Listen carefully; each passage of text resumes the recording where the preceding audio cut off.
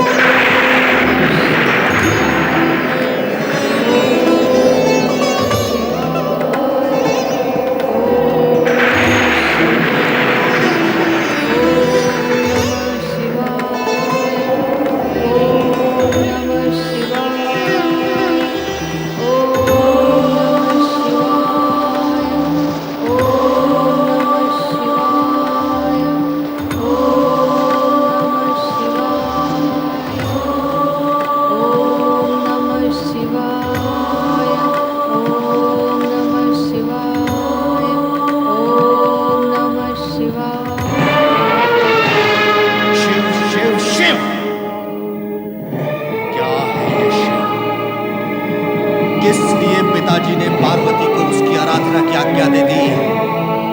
पिताजी को क्या हो गया है? और फिर एक राजकुमारी का किसी योगी के साथ इस प्रकार का रागात्मक संबंध, क्या ये राज परिवार के लिए शोभा की बात है? नहीं, ये अत्यंत अशोभनीय है। वो बभूतधारी, वो पार्वती का पति बनने के योग्य नहीं है। नहीं, मैंने निर्णय लिया है कि पार्वती को तपस्या की अनुमति दे देनी चाहिए। क्यों दे देनी चाहिए अनुमति? क्या तुमने ये प्रश्न मुझसे सोच विचार कर किया है? तो फिर कैसे प्रश्न पूछते हैं? पिताश्री, आपको मेरे प्रश्नों का उत्तर देना ही होगा। बताइए, कौन है ये शिव? कितनी बड़ी विभूति है ये शिव, जिसके लिए हमारी बहन पार्वती को कठोर तपस्या का कष्ट उठाना पड़ रहा है? मुझे बताओ तो, सत्य क्या है, तथ्य क्या है? कौन है ये शिव? ये शिव, ये शिव, ये शिव, ये शिव।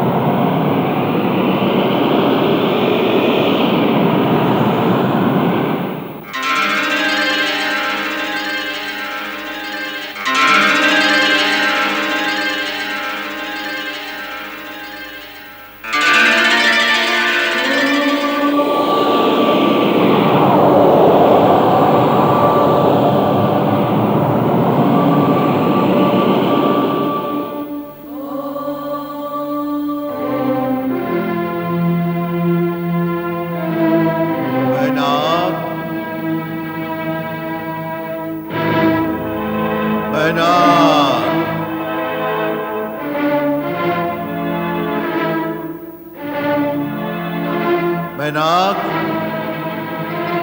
मैनाक, कौन हो तुम? वही जिसे तुम खोज रहे हो, जिसके लिए तुम विकल हो। नहीं नहीं, मैं विकल नहीं हूं। मुझे क्या आवश्यकता है तुम्हें खोजने की? आवश्यकता है। कहा ना, नहीं है। स्वयं अपने साथ छल मत करो। कैसे हठधर्मी हो तुम? और तुम हो कौन? वही जिसे तुम्हारे भीतर रहना था, किंतु बाहर रहना पड़ रहा है। शब्द जाल में मुझे मत उलझाओ और अपना परिचय दो। मैं तो तुमसे भली भांति परिचित हूं। तुम भी मुझे जान लो। मैं शिव तत्व हूं। तो तुम परिचित हो मुझसे? बताओ मैं कौन हूं? तुम अज्ञान हो। शिव तत्व, जब जानते हो कि मैं अज्ञान हूं तो फिर दूर रहो। क्या तुम्हें मुझसे भय नहीं लगता? दुर्बल से कैसा भय? दुर्बल? मैं दुर्बल? तुम मेरी शक्तियों से परिचित नहीं हो। मैं यदि किसी प्राणी के मन बुद्धि में बैठ जाऊं तो पल ही पल में लाखों प्राणियों को मृत्यु के मुख में धकेल सकता हूं। मेरी शरण में आकर ही हिंसा रक्त की नदियां बहा देती है। परिवार से लेकर राज्य तक उसमें लील जाती है। मेरे चरणों का आश्रय पाकर ही ईर्ष्या, कुबुद्धि, दुर्भावना, दुष्कृति, युद्ध, कलह, विवाद और शत्रुता को जन्म देती है। मेरे भीतर जब घृणा की आंधी उठती है तो एक प्राणी दूसरे के प्राणों का प्यासा हो जाता है। मुझसे उत्पन्न असत्य और छल जब नंगा नृत्य करते हैं तो समूचा जगत कांप उठता है। और तुम मुझे दुर्बल कहते हो? क्या तुम ये सब कर सकते हो? ऐसी विनाश लीला करना गर्व की नहीं, लाज की बात है। मैं ये सब नहीं कर सकता। ऐसा करना धर्म भी नहीं है मेरा। तो फिर तुम क्या कर सकते हो? मैं जन जन के मन में शांति, प्रेम, सत्य और अहिंसा की सरिता प्रवाहित कर उन्हें एक सुखद, शांतिमय और आनंदपूर्ण जीवन दे सकता हूं। तुम्हारे अहंकार के अंधकार से दूर रहकर प्राणी मात्र को वो प्रकाश दे सकता हूं जो जीवन को धन्य और कृतार्थ कर सके। मेरी शक्ति विनाशक नहीं, रचनात्मक है। बस बस, धरती के मानव को देखकर रचनात्मक शक्ति का कुरूप परिणाम देखा है मैंने। जो कुरूप परिणाम तुमने देखा है वो मेरी रचनात्मक शक्ति का नहीं, तुम्हारी विनाशक शक्ति का है।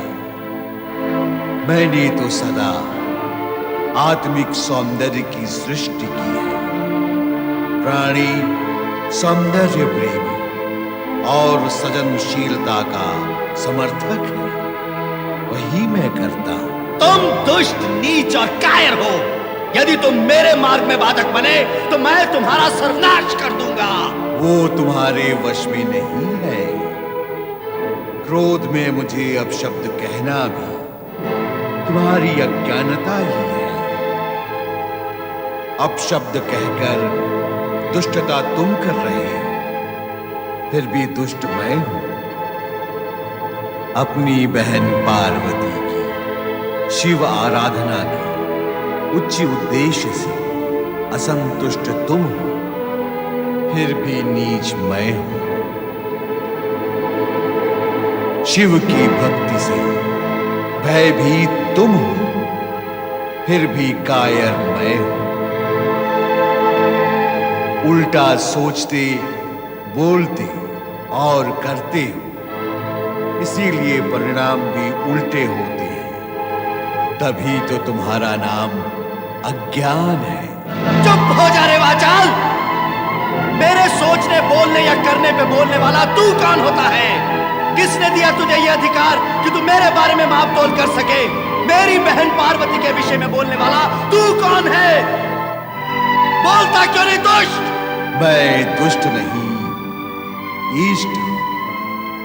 कहा ना, मेरा मूल स्थान तुम्हारे भीतर है। परंतु वो तब होता है जब तुम ज्ञान होते हो, जब अहंकार का तुम्हें ढककर अंधकार में ढकेल देता है। तब तुम ज्ञान नहीं रहते, अज्ञान हो जाते हो। तब मैं भी वहां नहीं रह सकता, बाहर निकल आता हूं। रे अधम, मुझे अहंकार और अंधकार से ढका हुआ अज्ञान कहने का साहस तूने कैसे किया? जानता है, मैं जो भी कुछ सोचता, कहता और करता हूं, वही रीति और नीति संगत होता है। यही है वो अहंकार, यही है वो अंधकार, और यही है वो अज्ञान, जिसके कारण जगत में अशांति व्याप्त होती है। इसलिए हे अज्ञान, अपने इस को तोड़ दो, मिटा दो इसे, खंडित कर दो इसे, ताकि मैं भीतर प्रवेश कर सकूं। हट! भीतर प्रवेश कर सकूं? क्यों करने दूं मैं तुम्हें अपने भीतर प्रवेश? दूर हट! बड़ा शिव तत्व बनता है, ना किसी को कुछ सोचने देता है, न ढंग से कुछ करने देता है। जा जा जाकर अपने शिव में समा जा। शिव में तो सारा जगत समाया हुआ है। अब तो शिव को जगत में समाना है, और मुझे तुम में। तू क्यों मेरे पीछे पड़ा है? क्यों चाहता है मुझ में समाना? तू है क्या? क्या होता है इस शिव तत्व में? शक्ति होती है, परम कल्याणकारी शक्ति। प्रकाश होता है, जो संपूर्ण अंधकार को चीर देता है। ये शक्ति और प्रकाश रहते कहां है? मन, आत्मा और बुद्धि में। वहां जाकर रहने से क्या होता है? सद्भावना, सद्वृत्ति और सद्बुद्धि जागृत होती है। फिर क्या होता है उस जागृति से? आत्मा शुद्ध, मन निर्मल होता है, और बुद्धि लोक कल्याण में प्रवृत्त होती है। इतना सब कुछ होने के पश्चात क्या होता है? प्राणों में शिव तत्व समा जाने से प्राणी किसी की श्रद्धा भावना को आहत नहीं करता, स्वयं को श्रेष्ठ और दूसरे को निकृष्ट नहीं मानता। फिर वो जब तब के पवित्र उद्देश्य की ओर अग्रसर होने वाले प्राणियों के मार्ग में बाधक नहीं बनता। सबका कल्याण सोचता है, करता है। अर्थात हे शिव तत्व, हे शिव ज्ञान, मन बुद्धि में ज्ञान और ज्ञान में तुम्हारे होने से अनेक कल्याणकारी और सुखद लाभ हैं। निश्चित रूप से तुम सत्य कहते हो, और तुम्हारे सत्य को स्वीकार कर लेने में ही मेरा कल्याण है। तो फिर बोलो, ओम नमः शिवाय।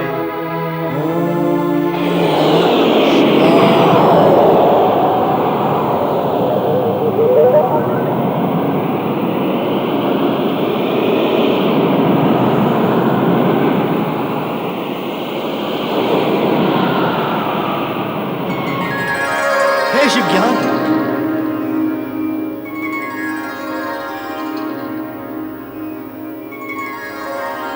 शिव ज्ञान, चरित्र, परहित, पर कल्याण, जप, तप और पवित्रता की ओर अग्रसर होने वाले के मार्ग में बाधक ना बनने से शिव ज्ञान की प्राप्ति होती है। अर्थात मुझे शिव ज्ञान हो गया मुझे शिव ज्ञान। मैं मूर्ख था, निर्बुद्धि था, अब शिव ज्ञानी हो गया। हे भोलेनाथ, हे शिव शंकर, मुझे क्षमा करना।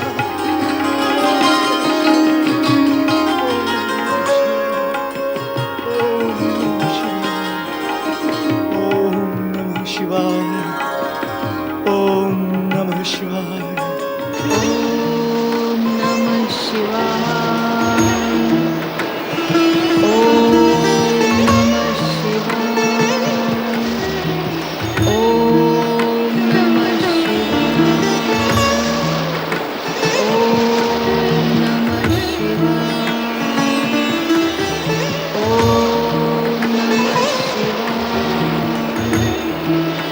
नारायण नारायण नारायण श्री नारायण नारायण नारायण। पार्वती, देवर्षि आप हाँ, तुम्हारे हित का विचार करते हुए मुझे आना पड़ा। मेरा हित? पार्वती, पति कामना के लिए तप आरंभ करने से पूर्व तुम्हें मनवांछित पति प्राप्ति के लिए शिव महिमा व्रत करना होगा। ये शिव महिमा का व्रत बताकर आपने मेरा मार्ग सरल कर दिया है देवर्षि। अब कृपया ये बताइए कि ये व्रत कब और कैसे किया जाता है। मेरा मार्गदर्शन करें। आज चैत्र मास की तृतीया है। आज से लेकर 1 मास तक केवल एक बार आहार करके तुम्हें शिवलिंग का बिल्व पत्रों के साथ विविध प्रकार से पूजन करना होगा। आपकी बताई विधि के अनुसार ही मैं आज अपना तप आरंभ करूंगी देवर्षि। नारायण